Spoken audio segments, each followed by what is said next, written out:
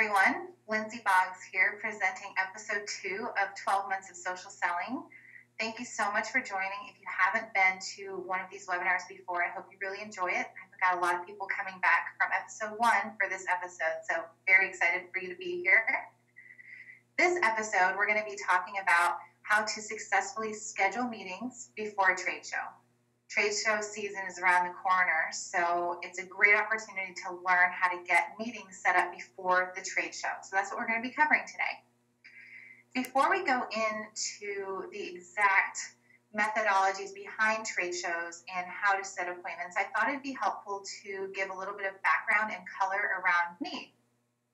My name is Lindsay Boggs, in case you didn't know already, and I have started in sales when I started at Bronto Software. So my original career plan was to be an opera singer.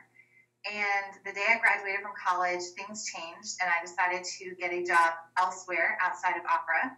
And my first job started at FedEx office.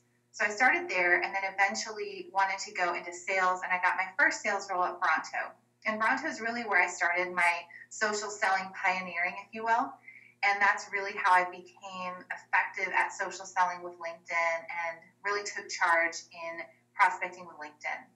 From there, I worked at Smarter HQ for several years, and then now I'm at eTail Insights. And I was actually a customer of eTail Insights before I joined eTail Insights. So I've got a lot of background here at eTail Insights and wanted to share a little bit about what eTail Insights is and what we offer as it relates to today's webinar.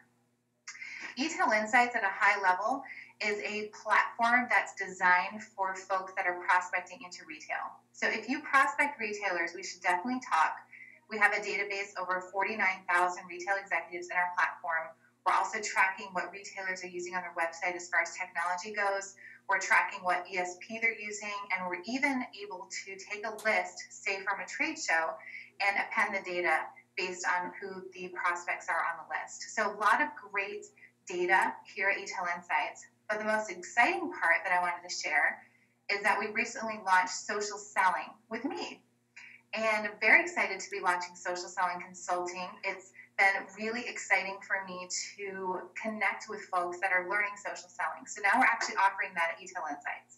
We have 3 different offerings. The first one is Concerto, which would be like an interactive webinar, sort of like we're doing today, except it would be with a group of people at your company and myself, and we would have the webcam able to answer questions and things of that nature. So that's one offering.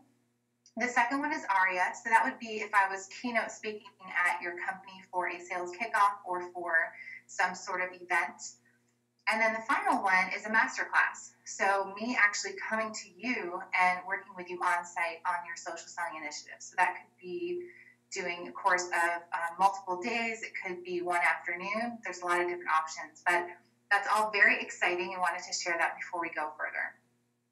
For the episode today, let's go right in and talk about the agenda that we're going to be covering today for the webinar. So the first thing I'm going to talk about is timing. A lot of people get the timing wrong on when to start prospecting for a show. So we're going to address timing. We're going to talk giveaways for small budgets and large budgets. And then we're going to go in and talk a little bit about successful messaging. So what messaging works, what messaging doesn't. The next part is finding the right cadence. So yes, you want to get meetings. Yes, you're using the right messaging, but is it enough? Do we have the right cadence? Next part, we're going to talk about social selling opportunities and social media opportunities. And then we're going to close out for confirmed meetings and then the Fitbit giveaway, which I'm sure everyone's excited about. So let's talk about timing. I've made a lot of mistakes in this in the past, and I wanted to come clean and share with everyone some mistakes so you don't make the same mistakes that I've made. A lot of times when it's time for a trade show, I'm very proactive and I want to get the list as soon as I can and prospect months in advance. The reality is if there's a show in February and you try to start prospecting in December, the prospect is typically just going to write back and say, hey, contact me a week before the show. I've done this enough times that that's really what it's come down to. So I would wait till 2 weeks out before the show to start prospecting. If you do it any further out, they're just going to say, contact me next week or contact me in 2 weeks. And it just saves you time. So 2 weeks before the show, when you get the list, start prospecting. My great success typically comes from the airplane on Wi-Fi. When you're on your way to the show, you can use a lot of different subject lines like en route to the show, or stuck at the airport, or on my way. And those kind of subject lines get people's attention. So I do a lot of my prospecting, honestly, when I'm en route to the actual place for the trade show. So the Wi-Fi is there. Use it. The last thing is during the show. So when you actually get to the show, I oftentimes, night before I'm ready for the show, I send out a lot of notes. I send a lot of tweets out that I'm at the show. That also helps get engagement. But really the timing is 2 weeks before. So I have a lot of coffee and I've got a lot of documents up ready to go. I've got LinkedIn open. I've got Twitter open. I've got my email open. So there's a lot of different ways, but the timing really is 2 weeks out. And this webinar is meant to be interactive. So if I see questions come across the board, I will make sure to answer them. So as you have questions, please put them in the questions column and I'll make sure to answer them. Giveaways. So this is a hot topic. One thing that's been really successful at the last 2 companies I've worked with is having some sort of giveaway for the prospect to get for a meeting. So I'm going to talk first about smaller budgets. So I've heard a lot of people come to me and say, hey, that's great if you can give away an iPad, but what if you have a smaller budget? Couple different ways to handle that. The smaller budget I use in a couple different ways. You can take a Starbucks gift card, a $5 Starbucks gift card or 10, and cut it in half, like physically cut it in half, mail it to a prospect and send them a handwritten note saying, hey, Mr. Prospect, I will meet with you, or would you meet with me at the show? I'll give you the other half of the gift card if you connect with me at the show. And I got a 60% return rate on that. So that's one way to do it. Another way is to offer a virtual coffee. So instead of having the prospect meet you at the show and they have no idea what you do before you get to the show, offer them a virtual coffee before the show, and then you'll get engagement that way, and you can try to get some discovery information out of the prospect before you get to the show, so when they arrive at the show, they already know enough about you. So there are smaller budget things you can do that way. That's been super effective. It looks like I've got a question here about the gift cards. So the question is, let's see here, for Starbucks gift cards, how do you find an ideal value in which you get more attention, 15 or 20? The answer to that, really, I would trial and error it. For me, personally, 10 has been enough. So $5 to 5 to 10. I usually do 10 and I cut it in half just to have half of it. And yes, when you do cut the card in half, typically I will just mail them an e-gift after the fact. Instead of physically mailing the other half of the card, I'll just send them an e-gift and make sure you have all the numbers written out before you send the physical card. But yes, hopefully that answered the question. I usually do 10. You can try 20, but I usually start smaller first and then I work my way up. For the bigger giveaways, certainly if you have a budget for things like Fitbits or Amazon Kindles or iPads, those are definitely bigger dollar items. However, if you think about the return of them, if you are spending, let's say, $10,000 on a bunch of big ticket items, but you generate $1 million in pipe or $1 million closed, that certainly says a lot that it was worth it. But you have to look at measuring that and figuring out if it is worth it for you or not.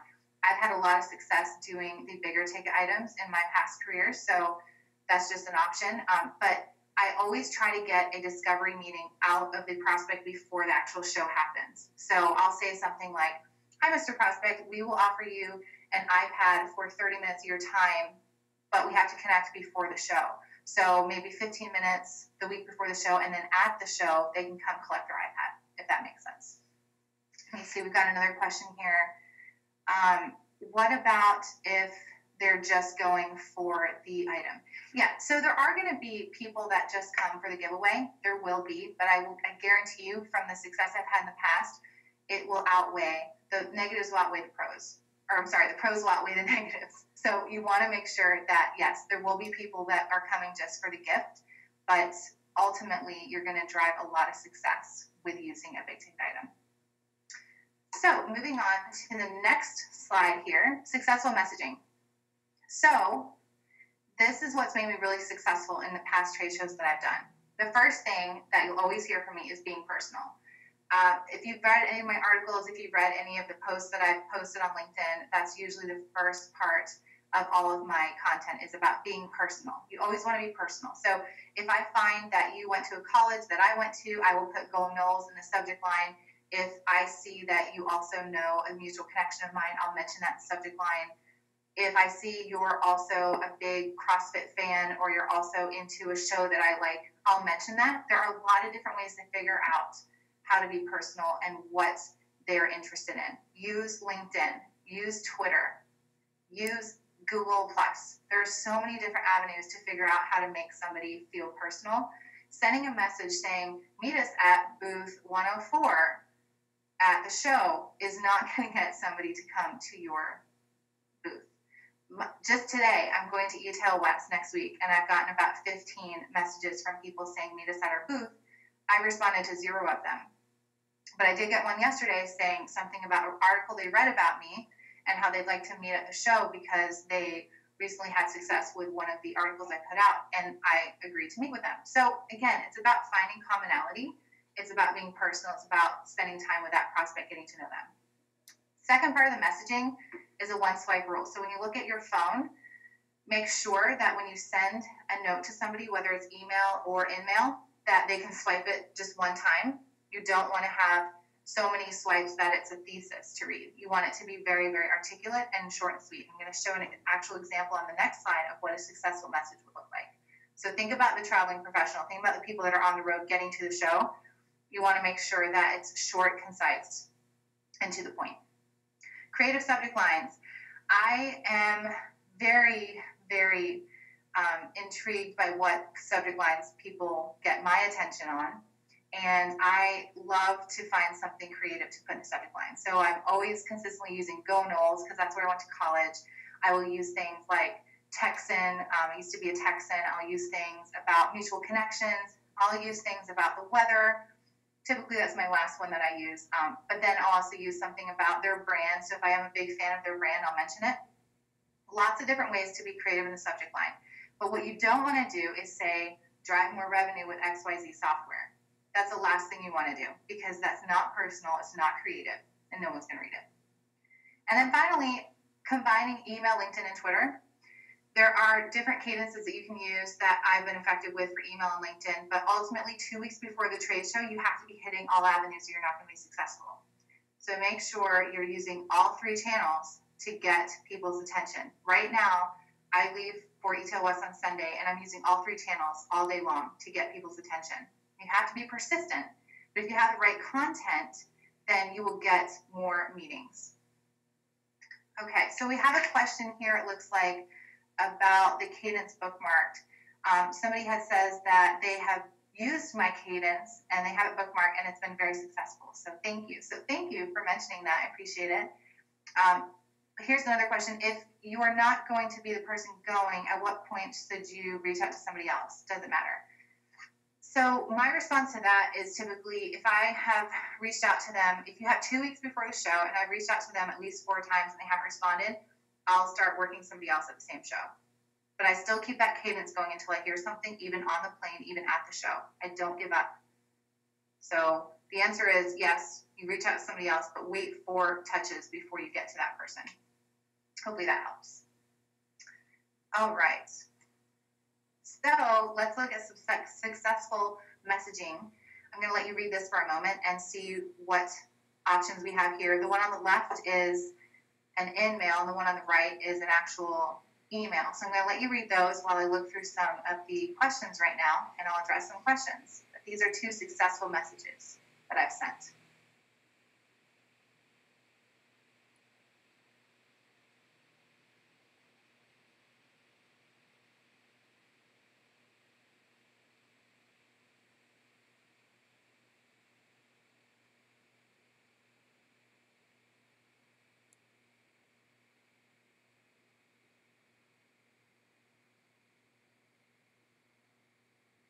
Okay, so hopefully you had some time to read both of the messages here.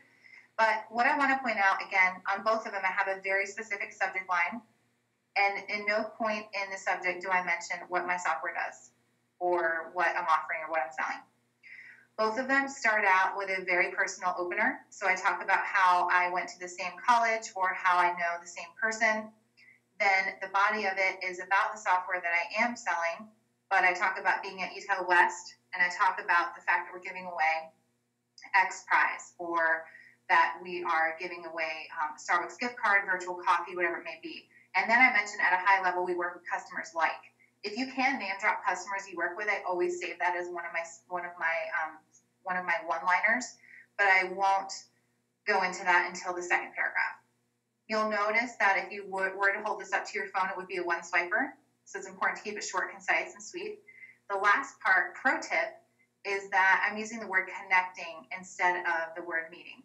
When you use the word meeting, people think you're going to give them a long spieled demo. So you want to make sure you're using the word connecting or networking, because a lot of people go to shows just to network. So make sure that it is very concise that you want to connect or network at the show. All right, so hopefully that was helpful. We had a question come in here. Are you incorporating phone calls into this cadence? The answer is typically no. I don't have a ton of success on the phone, so I typically stick with LinkedIn and email for my success that I've had. That's pretty much the way that I spend most of my time. And another question that I had here was, when you're targeting a trade show, what if it's broad and it's a very huge show? So if it is broad, what I do is I decide as a team, when we have a big group of people working on the show, one person will take one vertical and another person will take the other vertical. That way you can really be very focused on one vertical versus, oh my gosh, I have 1,700 names, how am I going to go through all of them? So I think if you take it and do it by vertical, that'll be more effective. Hopefully that helps. So a cadence. A lot of people have read about this, and thank you for this person here that just had mentioned that they have bookmarked my cadence rules and it's been effective for them. I'm happy to hear that. This is the cadence I use, whether it's a trade show or not. Typically, if it is a trade show, I might even up it a little bit and do 8 days on the cadence, but typically this is how it would work. So I would start with a LinkedIn InMail. The reason why I start with the InMail is because it's harder to say no to a person with a face than just a blank email address. So I try to start with LinkedIn first. If they don't respond, I go to the sent folder and I send another message. And I had a question come in here just now about what do you say in the second message? I've written a lot of articles. If you go to my profile on LinkedIn, you'll see what sort of messages I'll send for the sake of time. But for the second message, I will just simply say, hi, John. I sent you a note a couple days ago. Just wanted to see if you could connect at the show. And that's what I'll say. It's really short and sweet. It's not another long email. Then if they don't respond to that, then I'll hit them up on email. And I will say something along the lines of check your InMail box or check LinkedIn, something like that. Again, nothing about my software. And I will ask them to check the InMail for more details on connecting. And so it's a little bit mysterious because they don't know what I've sent them, which gets them kind of excited because they're like, well, she sent me something, but I don't know what it is.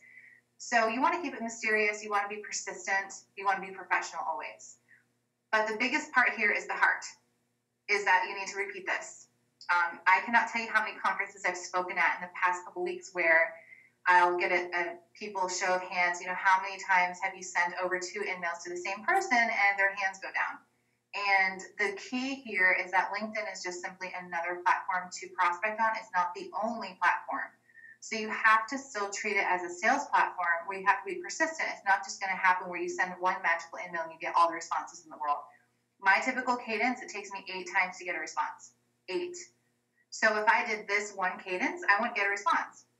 That's average. So I do keep a lot of the data within, how I'm performing in Salesforce, so I know how many touches it takes to get a response. And I highly recommend that. But this is the cadence that I go after, and this is the cadence that teams of mine have taken after. It's very effective and helpful. All right. So pro tip, for anyone in the audience here that prospects retail, I'd love to show and point out the fact that we have a tool in our platform, eTail Insights, that allows you to upload a spreadsheet and it will append data for you. So back in the old days, a couple of years ago, we used to get first name and last name and title and company name and email address of the people going to a trade show. And now we only get company name and title. So if you do prospect retail and you do want to find a quick and easy way to get names, talk to me. List Genius can help at eTail Insights. I have saved probably last year alone, probably 4 weeks of work just using List Genius and not going one by one on the spreadsheet. So We'll love to chat, side note, about e-tail insights and List Genius if you do prospect retail. Moving on to social media opportunities. So the first thing I wanted to point out is make sure that you're following the show's hashtag. A lot of the trade shows have hashtags. Like Marketing Sherpa would have their own hashtag, e-tail West has their own hashtag. Follow that, because you won't believe how many people will just post on Twitter that they're going to the show and they post a hashtag. My favorite story is I was prospecting this one retailer for about 9 or 10 months, and he never responded to my emails. He did respond to a couple in-mails, but then we ended up not connecting. But I ended up landing in Palm Springs and checking the Twitter feed on e-tail West and saw that he had posted something about it. And I was like, no way, he's here. So I sent him a note back on Twitter, and we met, and we got a deal closed that quarter. So it is super important to follow the hashtags. That's one of my favorite success stories, using Twitter for that. Next thing, let people know that you're going to the show on LinkedIn. I'm notorious for whenever I travel, I'll post a photo of the city I'm going to, and I'll say who wants to connect. And I can't tell you how many awesome people I've gotten to meet, but also business I've gotten to drive because of just posting that. So if you do travel, if you are going to a show, post about it on LinkedIn as a post, an actual post, and a lot of people like it. You never know, one like could take it viral. It depends on who's liking your content, but it could be that very one person that will post it, and then you get noticed. Next thing is, when you are prospecting, and if you have Sales Navigator, nurture your prospects that you're going to the show with on LinkedIn. Make sure that you're consistently liking their posts or commenting on their posts if it's relevant to you. It's just a really good practice. When you're at the trade show, I typically will schedule tweets before I go to the show, just because there's so many things going on at the show, and I don't have a ton of time to be glued to Twitter all day. So I use Buffer to allow myself to schedule tweets about where I'm going to be, what booth I'm going to be in, or whatever that may be, what dinner events I'm going to. So I do a lot of tweets beforehand, but then try to tweet throughout the show as well, and follow that hashtag the whole time, because you'll get a lot of people and you'll get a lot of prospects that will do that as well. And then finally, again, follow your people, follow your prospects on LinkedIn. Use Sales Navigator if possible to do that. It's very easy to do, and you can build lists that will help you identify who your prospects are. And then also follow them on Twitter. Really easy to do, a lot of opportunity there to follow prospects. So it looks like we had a question about how to schedule meetings with prospects if companies are not allowed to receive gift cards or rewards. That's a great question. I've had that happen before, where we were offering an item and then they had to give it back because they ended up not being able to take it. Those are very rare. I'll say they're very rare.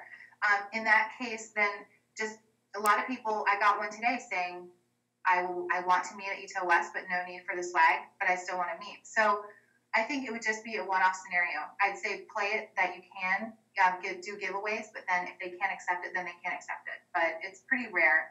In my 5 years of doing this, I have only come across a couple. Moving forward, for closing confirmed meetings, you want to make sure, this is very important, that you are setting a meeting using a calendar invitation at the show.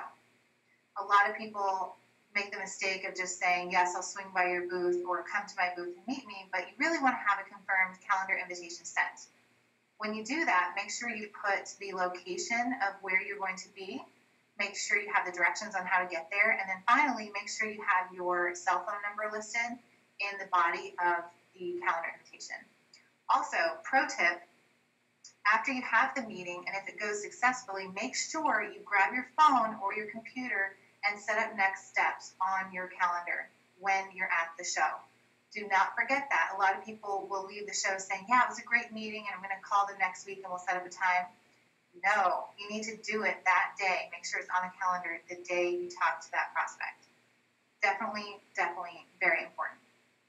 So I saw a note just come through here from somebody on the questions here, and they asked, what if you don't want to email them or send them the virtual coffee?